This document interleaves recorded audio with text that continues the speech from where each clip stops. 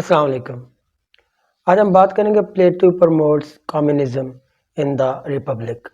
Plato نے ایک کتاب لکھی جس کا نام تھا ریپبلک۔ کیا اس نے اپنی کتاب میں کمیونزم کو پروموٹ کیا؟ تاریخ میں اس بات کو لے کے یہ ابہام پایا جاتا ہے، یہ کنفیوژن پائی جاتی ہے۔ کچھ لوگوں کا یہ کہنا ہے کہ افلاطون نے یا پلیٹو نے سوشلزم اور جو کمیونزم کا جو نظریہ دیا تھا وہ جو نظریہ تھا وہ کارل مارکس کے یا جس کو ہم ماڈرن کمیونزم کہتے ہیں اس سے ملتا جلتا تھا۔ اب یہ بات کس حد تک درست ہے کہ پلیٹو نے اپنی کتاب دا ریپبلک میں معاشرے کو 3 طبقوں میں جب تقسیم کیا، اور آپ کو پتہ ہے، آپ نے پچھلی ویڈیوز دیکھی ہیں، وہ کہتا ہے کہ ایک سوسائٹی کے، ایک ریاست کے، ایک سماج کے 3 طبقے ہوتے ہیں، جس میں اس نے حکمران طبقے کو اور جنگجو طبقے کو اور مزدور طبقے کو، یہ 3 اس نے جو بنیادی وہ طبقات کی جو ہے وہ تقسیم کی۔ اور اس میں جو اس کا پلیٹو کا جو کمیونزم تھا وہ صرف اور صرف حکمران طبقے کے اوپر وہ جو تھا لاگو ہوتا تھا، جس کو ہم رولنگ انٹیلیجنسیا کہتے ہیں یا پھر جس کو ہم گارڈین کہتے ہیں، اور اسی چیز کو پلیٹونک کمیونزم بھی کہتے ہیں۔ اب یہ بات کہنا کہ پلیٹو کا جو فلسفہ تھا کمیونزم کے بارے میں وہ کارل مارکس والا تھا، تو یہ بات غلط ہے، صرف کسی حد تک درست ہے۔ اور اس میں پلیٹو یہ کہتا ہے کہ جو حکمران طبقہ ہے اس کی کوئی ذاتی ملکیت نہیں ہوگی اور نہ ہی ان کی کوئی اولاد ہوگی۔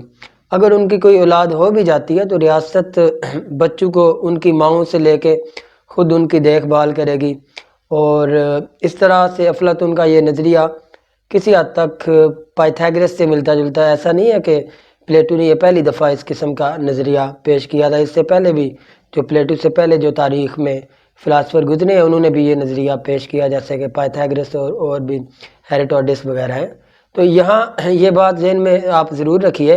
کہ پلیٹو نے اس طرح کا نظریہ کیوں پیش کیا، اور وہ جمہوریت کے بھی خلاف تھا۔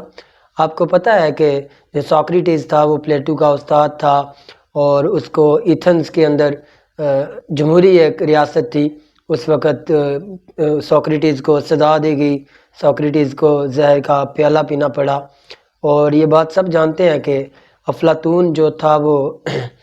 شاگرد خاص تھا سقراط کا یا سوکریٹس کا، تو ظاہر سی بات اب اس کے استاد کو جمہوریت نے دیا ہی کیا ہے۔ وہ کہتا تھا کہ اس جمہوریت کی ضرورت ہی نہیں ہے جس میں اس کے استاد سوکریٹس کا قتل ہوا ہو اور اس کی جان چلی گئی۔ تو اسی لیے افلاطون کے نظریات کے اوپر اس چیز کا اثر ہوا اور وہ جمہوریت کے خلاف ہو گیا۔ اور ایسا بھی نہیں ہے کہ بعد میں آنے والے لوگوں نے پلیٹو کی اس تھیوری سے جو ہے وہ بالکل یکسر انکار کر دیا ہو، لیکن اب کچھ جو تاریخ دان ہیں، کچھ جو فلسفی ہیں، وہ کہتے ہیں یہ تو ایک طرح کی جو ہے وہ انٹلیکچول اسپارٹنزم ہوئی، یا پھر جس کو ہم انٹلیکچول اولیگارکی کہتے ہیں، یہ تھی۔ اور یہ بات بھی ٹھیک ہے، کیونکہ جو تھا پلیٹو کوئی جو ہے وہ جمہوریت پسند تو انسان تھا نہیں، اور ایک طرح سے جو پلیٹو کا نظریہ ہے وہ اسپارٹا کے جو ریاست تھی اس وقت کی اس کے بھی کافی حد تک قریب ہے۔ لیکن وہاں پہ اس طرح تھا، جو لوگ جسمانی طور پہ جو طاقتور تھے، جو واریئرز تھے، ان کو وہاں پہ حکمرانی کرنے کا حق حاصل تھا۔ لیکن جو پلیٹو کا نظریہ ہے، جیسے کہ میں نے پہلے بھی آپ کو بتایا کہ اس کا یہ نظریہ تھا کہ جو لوگ فلاسفر ہوں گے، جو لوگ ذہنی طور پہ مضبوط ہوں گے، جو پڑھے لکھے لوگ ہوں گے، ان کو حکمرانی کرنے کا حق حاصل ہے۔ ایسا نہیں ہے کہ جو ہے وہ آپ جسمانی طور پہ مضبوط ہیں اور یہی صرف جو ہے نا حکمرانی کرنے کا کرائٹیریا ہے۔ اور کچھ لوگوں کا یہ الزام ہے کہ جو پلیٹو ہے وہ ایک طرح کی ایک دا فلاسفرز کنگ کا نظریہ پیش کر رہا تھا، چونکہ خود پلیٹو ایک فلاسفر تھا، تو لوگ کہہ رہے تھے کہ یہ اصل میں خود جو ہے وہ کسی سلطنت کا جو ہے وہ گارڈین بننا چاہتا ہے، اسی لیے اس طرح کے اس نے ایک پولیٹیکل تھیوری دی، اس طرح کے نظریات لوگوں میں پروموٹ کر رہے ہیں۔ اور ان کے اوپر پلیٹو کے اوپر ایک یہ الزام کہ تاریخ کا شاید پہلا ٹوٹلیٹیرین شخص تھا پلیٹو، تو یہ بات بھی جو ہے کسی حد تک ٹھیک ہے، غلط نہیں ہے۔ لیکن پلیٹو کا نظریہ جو تھا ان کی زندگی میں اور بعد میں کہیں پہ بھی اپلائی نہیں ہوا، اور پلیٹو نے اس کی پوری کوشش کی، سسلی بھی وہ چلے گئے، انہوں نے باقاعدہ اس کو عملی جامہ اپنے نظریے کو پہنانے کے لیے کوشش بھی کی، لیکن وہاں پہ ان کو ناکامی کے بعد دوبارہ ایتھنز لوٹنا پڑا،